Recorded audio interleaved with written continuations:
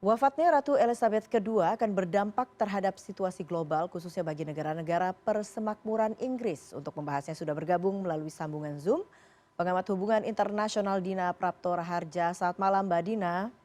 Selamat malam. Mbak Dina, jadi bagaimana kemudian dampak wafatnya Ratu Elizabeth II terhadap situasi global? Terutama juga kita tahu saat ini kita masih menghadapi situasi konflik eh, Rusia Ukraina. Nah, itu bagaimana dampaknya? Em, Ya pertama-tama kita perlu ikut turut ucapkan bela sungkawa ya kepada masyarakat Inggris Mhm. pada khususnya atas berpulangnya Ratu Elizabeth.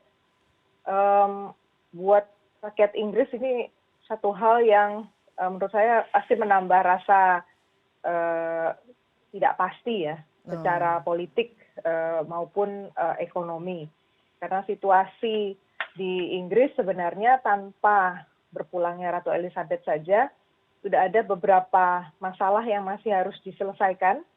Pertama ada masalah Brexit dan mhm, belum adanya deal yang bisa diterima dengan Uni Eropa. mhm. Yang kedua ada masalah krisis energi yang betul-betul sudah terasa ya kabarnya di sana kalau dilihat pemberitaannya sangat terasa buat masyarakat umum karena harga energi sangat tinggi dan itu sangat mempengaruhi pendapatan sehari-hari kegiatan ekonomi di Inggris. Dan yang ketiga itu masalah apa namanya terkait dengan eh, ini apa namanya perdana menteri yang baru ya. Oke, Perdana menteri yang baru yang ini kan baru. Mhm. juga posisinya sebenarnya belum sepenuhnya beroperasi secara penuh, orang belum bisa menilai sepenuhnya dan ini lagi-lagi seorang perdana menteri yang dipilih bukan melalui pemilu. Jadi Hmm. sebenarnya eh, penerimaan publik secara umum atas dia kabarnya itu tidak sepenuhnya positif. Jadi orang masih menunggu-nunggu ya kebijakan ekonomi khususnya akan diambil oleh Liz Truss ini, Mhm. Perdana Menteri yang baru, akan seperti apa. Jadi ditambah lagi sekarang kan berpulang Ratu Elizabeth, kemudian orang bertanya-tanya raja yang baru akan mengambil kebijakan seperti apa, atau Oke. bahkan mungkin orang bertanya reaksi publik terhadap apa yang diambil seperti apa. Hmm. Jadi ini menambah Meskipun Liz Truss sudah suaranya. sempat bertemu begitu ya dengan Ratu Elizabeth sebelum kemudian berpulang. Betul, bertemu tanggal 6 ya kalau dari pemberitaan yang lalu ya. Jadi itu artinya dia resmi memang sebagai Mhm. Perdana Menteri karena itu satu tahap yang mesti dia lalui. Dan yang menarik memang sampai hari terakhirnya berarti ya, Ratu Elizabeth masih cukup memegang kendali untuk kerajaan, hubungan kerajaan dengan eksekutif. Oke. Jadi ya di sini saya kira akan ada semacam kejutan juga lah ya Hmm. dari raja yang baru karena sampai terakhir pun dia belum pernah dilibatkan langsung dalam proses politik praktis ya yang berkembang di Inggris. Oke, kejutannya ini karena memang sama sekali publik belum begitu memahami begitu bagaimana kemudian Raja Charles ini nantinya gaya kepemimpinannya ke depannya kurang lebih seperti itu ya, Mbak Dina. Ya karena aksi reaksi ya politik itu kan berkembang sesuai nanti apa yang dia ambil, apakah itu sesuatu yang bisa diterima oleh mayoritas masyarakat di Inggris dan bagaimana dia kemudian bereaksi. Kadang-kadang Hmm. kalau kita lihat dari pengalaman Ratu Elizabeth sebelumnya, cukup banyak kebijakan beliau yang tidak sepenuhnya disukai oleh publik, bahkan sangat kontroversial. Selama Ratu Elizabeth berkuasa, Inggris berkali-kali melalui masa resesi sebenarnya. Ya. Eh, Sesudah ya baik sesudah Perang Dunia Kedua ya, Hmm. perbaikan Inggris melalui masa-masa yang sulit. Dia juga termasuk yang cukup sulit lah ya, sektor manufakturnya berkembang pada saat itu, pulih kembali itu sulit.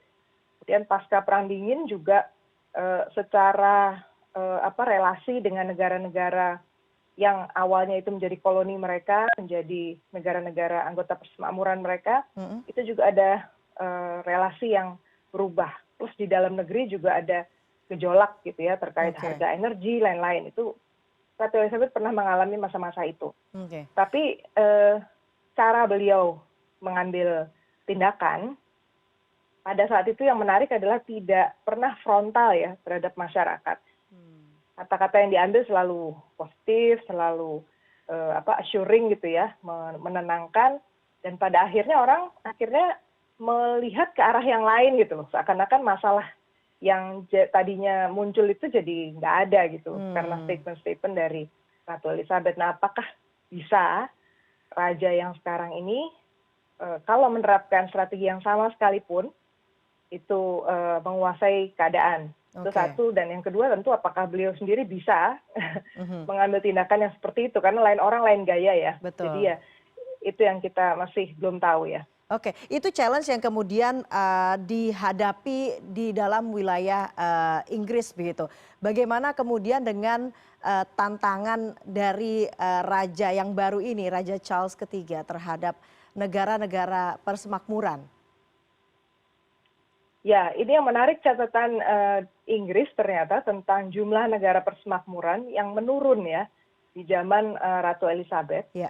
Terakhir itu Barbados yang memilih untuk tidak lagi punya Ratu Elizabeth sebagai kepala negara. Betul. Artinya memang ini masalah yang cukup serius karena bukan hanya ini semata-mata orang bilang mungkin ada yang pikir itu negara-negara kecil lah rata-rata gitu yang sekarang tinggal di negara persemakmuran. Tapi kita juga pernah punya pengalaman melihat Inggris mengalami Australia mempertanyakan status Commonwealth negaranya juga. Mereka juga ingin berubah menjadi negara republik. Artinya nggak usahlah pakai ada kepala negara yang notabene tidak tinggal di sana gitu ya, tidak mengetahui kesulitan harian masyarakat gitu, dan menerima segala kredit gitu ya sebagai kepala negara atas posisinya tersebut gitu. Artinya memang masalah identitas tadi, Inggris sebagai negara yang awalnya punya jaringan gitu ya, jaringan politik di dunia, dan itu secara perkawanan di kawasan, termasuk di kawasan kita karena banyak koloni Inggris itu kan di Pasifik juga. Yeah. Itu juga nantinya akan berubah berarti kan, kalau mereka memutuskan untuk lebih independen secara politik, secara ekonomi juga tidak harus bergantung lagi pada Inggris atau tidak harus berteman dengan Inggris. Ini akan ada perubahan-perubahan yang menarik ke depannya. Oke, dan itu akan menjadi tantangan raja yang baru begitu ya. Tadi dengan tantangan yang ada di dalam negara Inggris itu sendiri, kemudian juga tantangan dari negara-negara persemakmuran. Bagaimana Mbak Dina melihat kalau kemudian kita bandingkan sosok Ratu Elizabeth II dengan suksesornya Raja Charles III ini dengan Ratu Elizabeth yang terlihat toleran, kemudian mengayomi, dekat dengan banyak tokoh, kemudian dibandingkan dengan Raja Charles yang ketiga, meskipun dia kita tahu cukup peduli dengan isu lingkungan, tapi juga tidak terlepas dengan isu kontroversial terkait masalah personalnya begitu. Nah, Anda melihatnya bagaimana ini membandingkan dua sosok ini, apakah kemudian Raja Charles bisa menghadapi tantangan-tantangan yang terus muncul begitu ke depannya? Saya kira itu bahkan tidak akan hanya hangat di dunia politik praktis ya, di dunia tabloid juga akan ramai bicara soal ini. Jadi pertama gini, kalau kita pisahkan ya, katakanlah orangnya bukan Elizabeth dan bukan Charles gitu. Itu pun pada dasarnya ada pertanyaan yang sangat fundamental tentang perlu tidaknya monarki itu dipertahankan di Inggris. Ada gerakan-gerakan terutama sejalan dengan pertumbuhan ekonomi yang mendorong orang-orang juga semakin tinggi ya pendapatannya. Kelas labor ini, kelas pekerja di Inggris itu kan juga mobilisasinya itu cukup baik ya sebagai union, sebagai serikat-serikat. Jadi ketika kita sudah melihat lah ya sejumlah tokoh dari partai Labour itu berhasil mengambil keputusan-keputusan yang cukup kontroversial di saat-saat sulit di mana partai konservatif yang isinya para bangsawan Inggris dan itulah partai yang secara tradisional didukung oleh kerajaan. Itu bisa mengambil keputusan-keputusan penting gitu. Di situ sebenarnya ada pertanyaan serius tadi, ini perlu atau enggak ada monarki? Nah, kalau Elizabeth beliau semasa menjadi ratu mengambil satu keputusan yang pokoknya apapun yang terjadi, ini kerajaan masih relevan gitu. Dan cara beliau membuat ini relevan adalah dengan terlibat dekat gitu ya. Panggil itu Perdana Menteri sampai 15 orang, 15 periode ganti-ganti Perdana Menteri, selalu dia nempel gitu. Panggil kalau ada info yang ngikuti berita sekali gitu loh, Ratu Elizabeth. Jadi walaupun dikatakan di pemberitaan belakangan ini juga dia bilang nggak ada intervensi dari Ratu, tapi kita tahu persis secara conversation ya, bicara gitu antara Perdana Menteri dengan dia itu terjadi terus gitu. Nah, Charles sebagai seorang bangsawan, semasa hidupnya beliau itu jauh dari proses itu. Dan dugaan saya juga pasti itu disetujui juga oleh Ratu atau bahkan memang sengaja dibuat begitu oleh Ratu Elizabeth sehingga dia agak di luar lingkar itu gitu. Proses politik yang berkembang di Inggris, kesan saya kok dia nggak tahu gitu, nggak terlibat gitu. Nah, bayangkan saja orang yang nggak biasa terlibat dalam isu-isu yang kompleks dan rumit, apalagi pada saat krisis, harus berhadapan dengan itu, kira-kira rujukannya siapa? Apalagi kalau secara hubungan personal, kita tahu tadi yang baru Mbak sebut tadi, ada skandal ini, skandal itu di dalam keluarga, ada ketidakcocokan antara ibunya dengan dia dulunya, sejarahnya kan. Jadi ini satu hal yang menarik, secara psikis apakah dia akan mengambil keputusan yang sama seperti ibunya atau sebaliknya. Yang penting beda gitu. Itu yang kita tunggu-tunggu lah. Menurut saya nggak akan sama sih. Keputusan Charles nggak mungkin sama dengan yang diambil oleh Elizabeth. Nah, nggak akan sama, tapi pertanyaannya kemudian apakah Mbak Dina melihat indikasi bahwa dengan kepemimpinan Raja Charles ini monarki akan semakin melemah kalau begitu? Itu bisa jadi.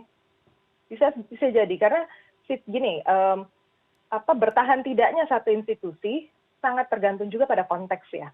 Dan konteks hari ini di Inggris, resesinya sungguh memburuk ya. Pertumbuhan ekonomi di awal tahun ini itu cuma di kisaran 0,8%. Jadi nyaris nggak tumbuh sebenarnya.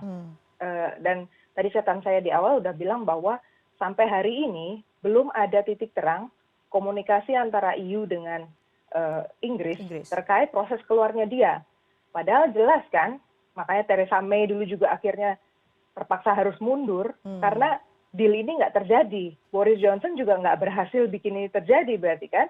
Nah sekarang ada Perdana Menteri yang baru lagi, terus gimana? Deal ini kan intinya adalah memastikan bahwa si Inggris ini benar-benar bisa sail out gitu, bisa melampaui proses perceraiannya dengan Uni Eropa ini dengan tidak rugi-rugi amat gitu kan. Karena banyak hal yang EU mau, Uni Eropa mau sebagai macam hukuman gitu ya pada Inggris. Dan ini yang sanksi-sanksi ini demi mempertahankan soliditas EU ini yang memberatkan ekonomi Inggris. Satu.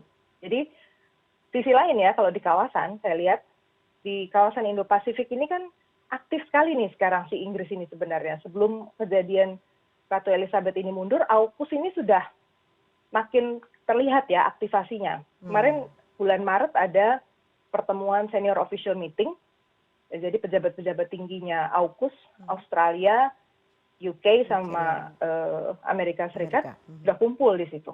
Kelihatan betul di tahapan teknis mereka sudah niatnya itu meluncurkan program-program yang konkret, mulai dari program yang ada di bawah laut ya untuk memantau pergerakan kapal selam yang tenaga nuklir itu.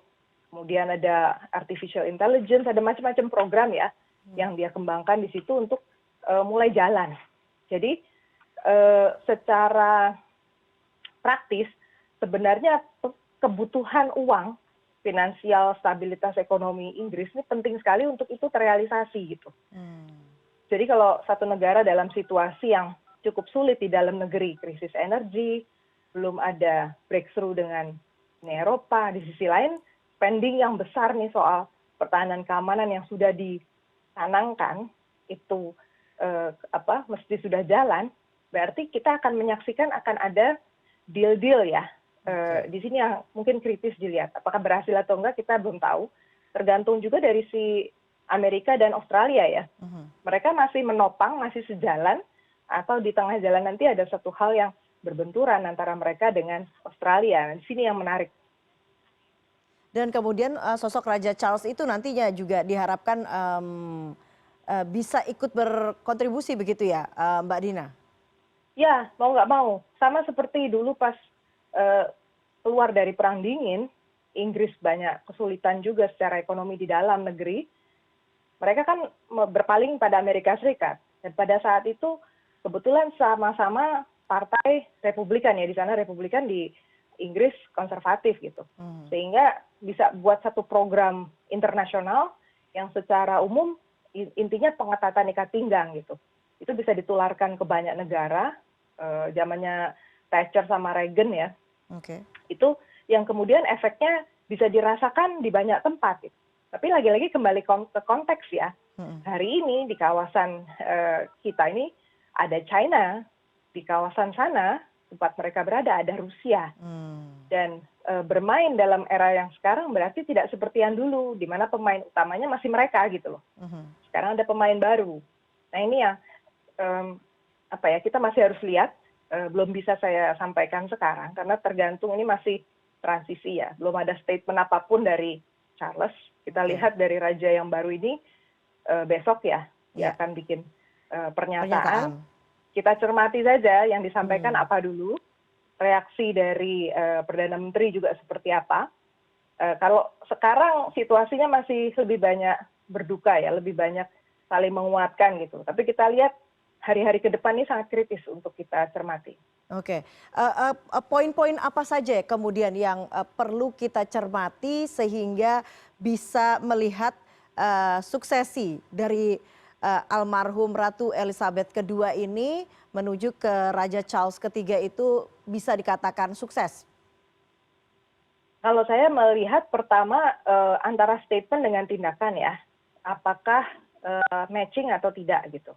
Karena kalau statement kemungkinan besar ya ada yang menyiapkan statement tersebut dan intinya tentu berusaha untuk memberi peneguhan pada masyarakat Inggris yang begitu banyak itu berkumpul di luar sana bahwa Inggris akan bisa melalui masa-masa transisi ini dengan berhasil gitu. Masa-masa sulit secara ekonomi ini temporer. Itu kan pesan yang diharapkan ya, ingin didengar oleh masyarakat. Saya kira pesan itu akan sangat tergambar besok dalam statementnya Charles. Tapi kan kita sebagai orang yang mengamati politik, nggak boleh tersedot hanya ke sana, tinggal kita lihat. Kemudian langkah beliau sesudah itu, apakah menemui Perdana Menteri misalnya. Sambil kita lihat sama-sama ini Mbak Dina, Pangeran Raja Charles tiba di Istana Buckingham. Kebetulan Mbak Dina juga sambil Mbak Dina bercerita tadi ya, kita lihat sama-sama. Nah ini dia Mbak Dina.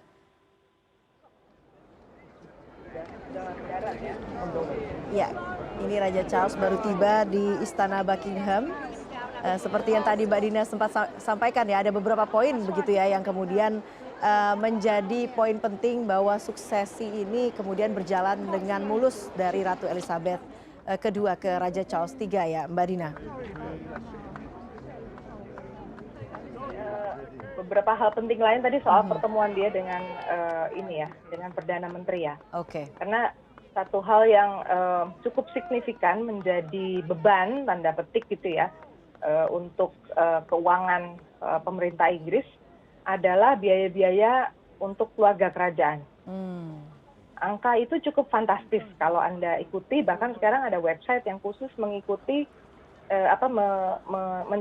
memberitakan gitu ya, menginformasikan angka approval rate gitu untuk para orang-orang bangsawan ini, mereka terima gaji seperti apa, besarnya, proporsinya berapa, itu sampai kalau nggak salah sekitar 2,1 triliun gitu lah per tahunnya. Jadi bukan angka yang kecil dalam situasi ekonomi yang sulit gitu. Jadi kalau kerajaan betul-betul punya keprihatinan atau mau berbagi ya dengan kesulitan yang dirasakan rakyat, tentu ada beberapa adjustment di situ, akan ada penyesuaian kan, yang kemudian orang bisa lihat, oh memang keluarga kerajaan ikut berubah, ada satu apa ya, kebersamaan lah dalam solidaritas dalam menghadapi situasi Solidaritas. ini. Atau enggak gitu kan. Oke. Inggris ini kan sistem apa namanya, untuk energinya misalnya, itu dilepas ke pasar. Jadi harga sistem subsidi masyarakat seperti di Indonesia, subsidi BBM itu nggak ada di sana. Atau seperti di Prancis, di mana perusahaan negara masih menguasai harga gitu ya untuk gas ataupun BBM di sana, ini nggak ada kalau di Inggris. Jadi kalau orang miskin ya miskin banget gitu ya, nggak ada. Oke. Paling ada beberapa program bantuan katanya, tapi kalau dilihat dari pemberitaan yang ada sepertinya masyarakat nggak positif. Itu entah apakah nggak sampai ke masyarakat yang membutuhkan atau terlalu kecil, jadi inflasinya udah 2 digit kan di Inggris gitu. Jadi itulah hal-hal yang lebih konkret ya, menurut saya perlu untuk kita cermati di luar dari teks pidato yang dia bacakan nanti. Sehingga kalau kemudian mungkin Mbak Dina bisa melihat gambar yang saat ini kami putarkan di layar, sehingga kehangatan begitu ya Raja Charles III bersama masyarakat yang saat ini berada di Istana Buckingham itu tidak hanya sekedar di layar begitu ya Mbak Dina ya, Betul, tapi betul. betul-betul yang tadi seperti disampaikan ada solidaritas dari keluarga kerajaan terhadap rakyatnya yang saat ini mungkin mengalami berbagai kesulitan terutama di sisi ekonomi begitu ya Mbak Dina? Betul, betul. Ya, ini orang, ribuan orang, puluhan ribu orang, atau mungkin ratusan ribu orang berkumpul kan dari berbagai tempat ya di Inggris. Pasti mereka melakukan itu juga bukan tanpa biaya gitu ya. Pasti ada tujuannya juga, harapannya sampai mereka mau mengalokasikan waktu dan dana untuk datang ke sana unjuk diri gitu kan. Ini sebenarnya satu hal yang positif ya kalau kita lihat masa depan monarki konstitusional. Kalau momen seperti ini bisa dimanfaatkan dengan baik oleh keluarga kerajaan, niscaya ke depannya paling tidak orang tidak hanya melihat pada Perdana Menteri, dan Perdana Menteri kan rentan ya di Inggris karena bisa jatuh bangun, Betul. sekali dia nggak dapat persetujuan dari partainya aja bisa hilang itu posisi itu, seperti yang kita lihat barusan sama Boris Johnson kan, Iya. nggak perlu pemilu pun bisa jatuh gitu loh dia. Jadi tokoh kepala negara ini sebenarnya sangat esensial gitu loh dalam situasi yang nggak pasti, dia ada di situ. Jadi macam assurance ya, tadi saya bilang rasa aman lah, rasa bahwa sebagai satu bangsa mereka masih utuh, masih punya dihormati. Jadi ini PR berat sih sebenarnya buat Raja Charles ya. Bagaimana kemudian Raja Charles ini nanti membuktikan menjadi kepala negara yang kemudian tentunya diharapkan oleh masyarakat Inggris pada khususnya begitu ya Mbak Dina? Ya, betul, betul, betul. Baiklah, Mbak Dina Prapto Raharja, pengamat hubungan internasional, terima kasih sudah Terima bersama kasih. kami di CNN Indonesia Breaking News. Selamat malam Mbak Dina. Terima kasih, selamat malam.